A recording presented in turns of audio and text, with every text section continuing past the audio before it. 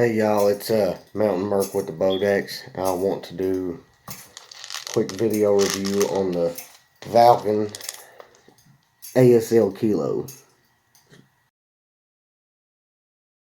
The Valken ASL Kilo. And anyways, so I got this from my old lady's boy. I've not taken it apart. We've had it out and used it a couple times, but I haven't taken it apart, but I've done my research on it, and I'm actually going to chrono it right here in a second with 25s. But it's got the version 2 gearbox, like most M4s, the 18-1 gear set. Seeing mixed suggestions on what the FPS rating is supposed to be. If you go to Valken's website, it says 330 FPS with 20G. Evac list 340 to 350 at the top of their stuff. You look on down there, and then they've got it listed as 350 to 380.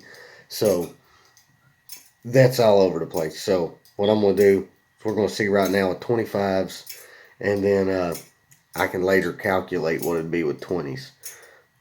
Actually, I should have already done that. Put it through the chrono.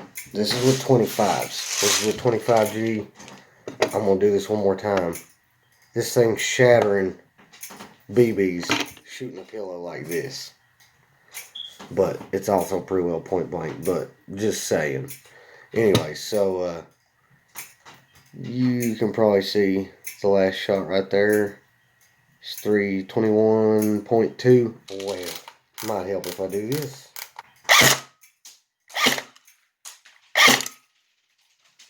It's sort of it fluctuates.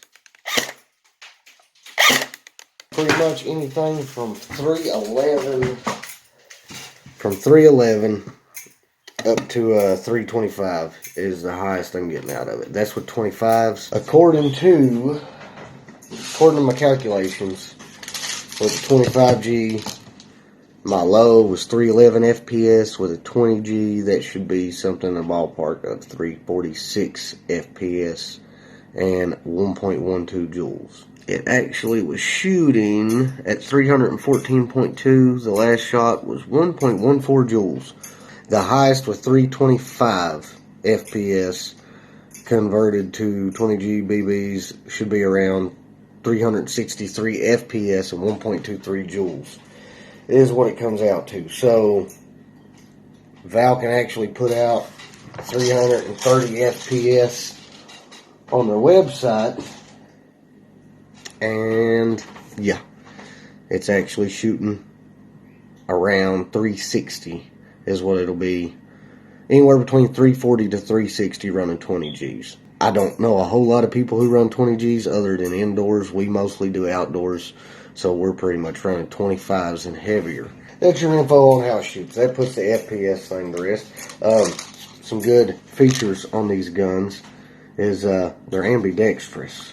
So you'll see this is the right side of the gun. You got the selector switch on that side, you know, your mag release. Well, you switch it around, you got your selector switch on the standard side also, and you've got mag release here. So it's ambidextrous, and it's actually great. You got the full rail on top. You've got a short section of rail on the bottom to put a light or whatever on, and you got a smooth section of M-lock that to hold on to. I kind of like it. It's got the plastic flip-up sights. I tend to like to upgrade those, but this one's got the 6-position collapsible stock. These are more or less the Magpul style. It's not Magpul brand, but it's made like the Magpul style. You know, I got my real ARs set up with Magpul, and this is pretty much what it looks like. Mine is being fatter through here. So, it's Magpul style.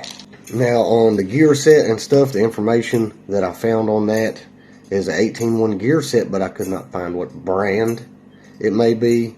I haven't taken it apart yet. I'll do another video and update people on that.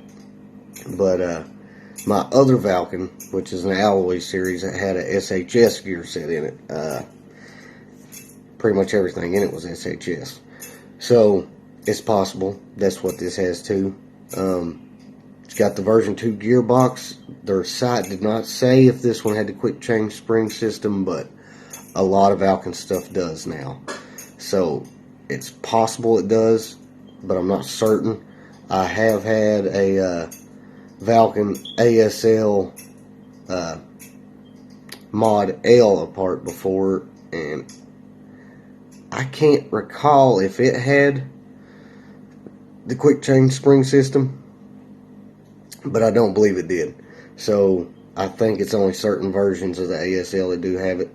I do know the whiskey does, according to a friend of mine who owns one. But this will eventually, I'll end up getting into it, taking it apart, looking at the internals, and I'll be able to give a good update on all that good juicy stuff. Another good feature about these is these have what they're calling the slim grips. It's actually a lot slimmer up in here than the standards, and it's pretty comfortable. And they actually, there's other motors you can get now that are a slim style motor for these grips. It actually probably has a slim motor in it. I did not see any info online as the motor type in these, so when I figure that out, I'll let you know too. There's a lot of stuff information wise that online, looking at the specs, you aren't exactly seeing listed on these things. So that's the kind of stuff that I'm not going to know until I tear it apart. But overall, it's a good gun. Lepers ran it out there in the field, and he absolutely loved it. Oh, yeah. And he said if this gun got any better, he's going to steal it. So, yeah, I might not want to upgrade it. They come with a high cap mag, if that's something you'd want to know. Right now on this one, I got 7.4 volt battery in it. It's recommended for a 9.6 volt, but I've got 7.4 in it. These do not have a MOSFET or anything, so you don't exactly want to go tossing in an 11.1 volt trying to run it on that, unless you're just looking for an excuse to do a trigger upgrade. Looking for an excuse to buy a MOSFET, basically. But, I mean, I like it. It's a slick looking little gun. It's all polymer. I tend to like the metal receivers for the most part myself, but the polymer's lightweight. I think this is supposed to weigh 5.5 pounds, but I like them heavy. This has still got some weight to it, though. Even being polymer, it's still got some weight to it. I'm not a big fan of the shorties myself. I tend to like to stick with stuff as close to my real firearms as I got, and I like to go with 16-inch barrel. These right here, I actually found mixed listings on the barrel size in these. I've seen 250 millimeter and 255 millimeter listed for these. So that's the inner barrel, not the outer barrel. But your outer barrel, you know, you got this little mock suppressor on here, makes it look nice and slick, nice and sweet. Almost looks like one of those pimped out tracer units, but obviously it's not. Something real interesting I noticed on this is inside. You probably can't see it on here. You vaguely can. Inside the handguard, there's another rail on the bottom, actual 20 millimeter rail on the bottom on the inside coming off the barrel. Not sure what the purpose of that is, but yeah, it's there. A rotary style hop up in it. And if I'm not mistaken, online it was listed as a full metal rotary style hop up. And that, my friend, is not true. This is a plastic hop up, but it is rotary style. I got this from North 40 in Norton. North 40 Airsoft. Got it from Jack. He's a great guy. He's actually one of our sponsors now. He was not a sponsor at the time that I got this, but now he's a sponsor. We've been out at his field burning it up for a good minute now. And every airsoft gun I have, I've gotten through him. My other one, I might just do a video on it one day. My gun, my favorite gun, it's a Valken Alloy Series Mark III. And I love it.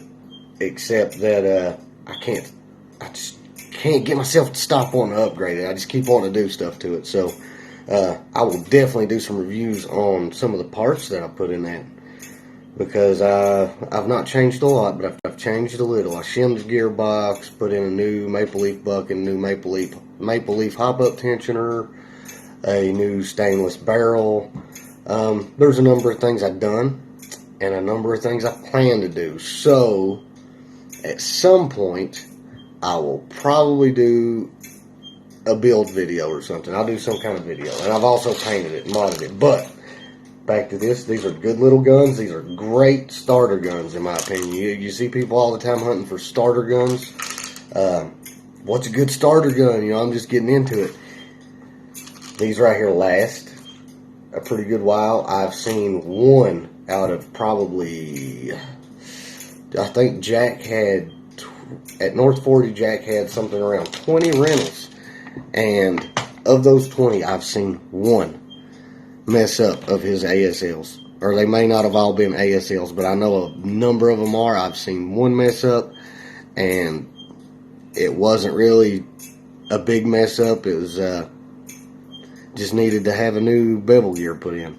That's all it was. Out of the number of them on that field and the way they get ran, it's really good numbers. I mean, 1 out of 20. No troubles out of this one yet. And I'm constantly putting them through the chrono just to see if anything's changing. There's a little bit of inconsistency in the FPS. You got, you know, between about 10 shots, you're going anywhere from 311 to 325 with 25 GBB. So that's not really consistent. So you're going to a little bit of breakup of groups because of that. But it's stock. Nothing's changed. That's pretty well typical in a stock gun. I'm not going to get into a bunch of tech talk, but it's fixable. But I'm not fixing it on this one right now. That's all I'm going to go over right now. If I left out anything anybody wants to ask away in the comments, and I will answer.